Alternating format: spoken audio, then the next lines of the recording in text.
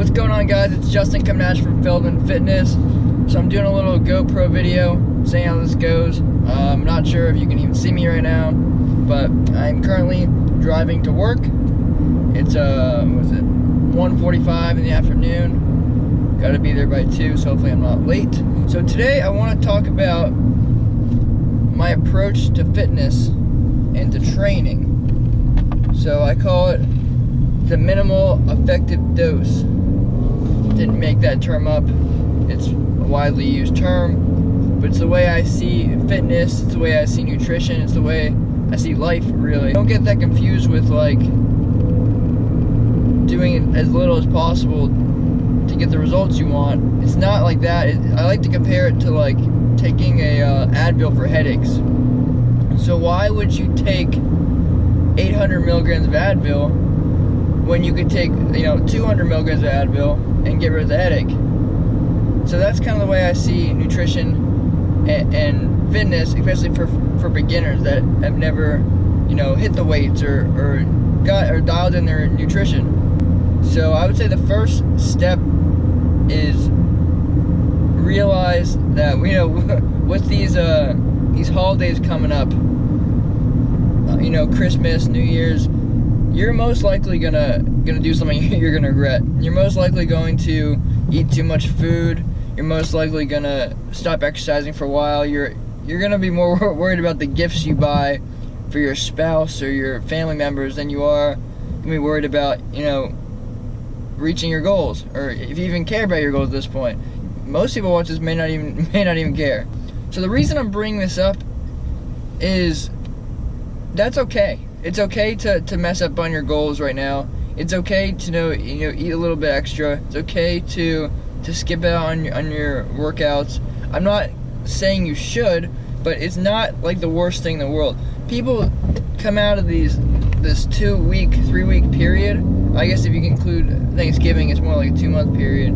But they come out of this time frame thinking that they ate so much food that they screwed themselves, and that there's no way to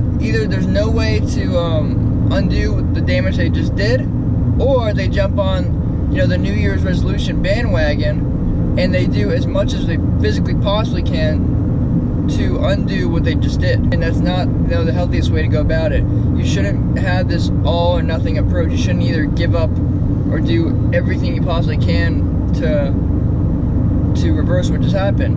Because when you think about it, the past year, the past 2 years, the past decade, whatever, that's what's causing you to be overweight, obese, out of shape, lack muscle, whatever. And that doesn't happen in a 2-month time period.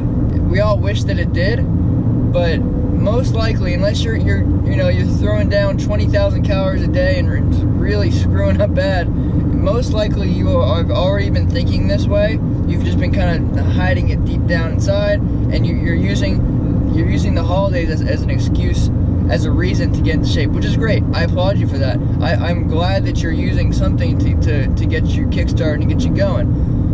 But here lies the problem: doing too much or too little to get back in shape. You want to figure out, what have you done so far, and what's worked, what hasn't worked, and then you want to create the minimal effective dose.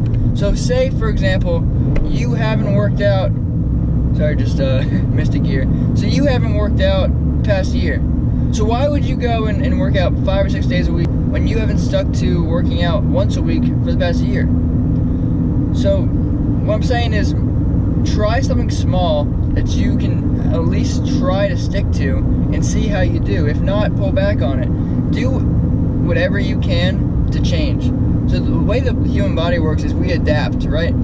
So I love to use an example. Say someone's eating 10 cheeseburgers, and they go from 10 cheeseburgers a day to 3 salads a day. Their body is going to adapt. It's like, whoa, you just went from eating all these calories, all this fat, now you're eating nothing. I gotta adapt.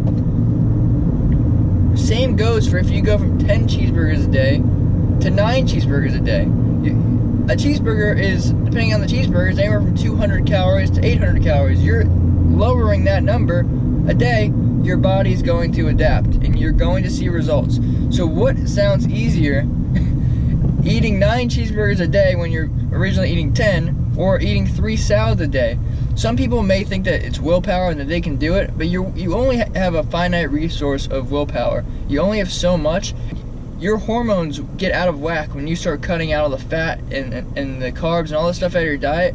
You are messing with your brain chemistry and your hormones. So why not just go a little slower and just eat a little less food, and eventually you're going to see the results anyways. The way I see the minimal effective dose is if you do too much or too little, you're not doing it for the long haul. You're not making it a lifestyle, and you're doing it because you want to see results fast and you want them to happen now, and you don't care about the future. You don't care what happens then. If you don't care about the future and how you look, any results that you get from having this quick fix diet, you might go down to 4% body fat. But if you don't care about the long haul of all this, you're just gonna go back to how you were.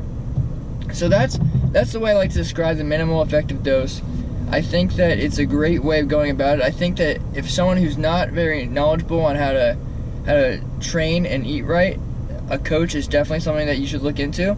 I think me or anyone else who has knowledge on how this works and the psychology of getting into shape, I think it's very important. If you think you can do it on your own, great, that's awesome. Go do some research and figure it out. You need to take a real hard look at yourself and figure out what you personally think you can stick to in the beginning, talking like 1, 2, 3, 6 months from now, and start there. And you can sustain that, and then slowly build up and figure out what changes do you have to add on to that to reach your goal. Because everyone can reach their goal. It's not like someone who's really, really fit and on these magazines, they're no better than you are. What the fuck makes them better than you?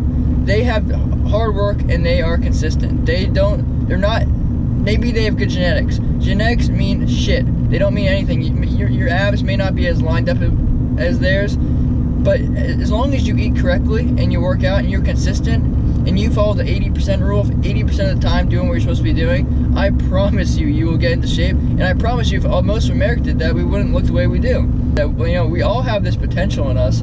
It's just, are we willing to do the work to get there? There's no reason why Brittany or Bob or whatever, they're getting the results and you're not. They're no better than you. If anything, you're better than them. So just, as soon as you start being consistent and figuring out what works best for you, I promise you the results will come. So I figured I'd make this little video just to kind of reach out to you guys. Hopefully this hits a deep spot. I don't know.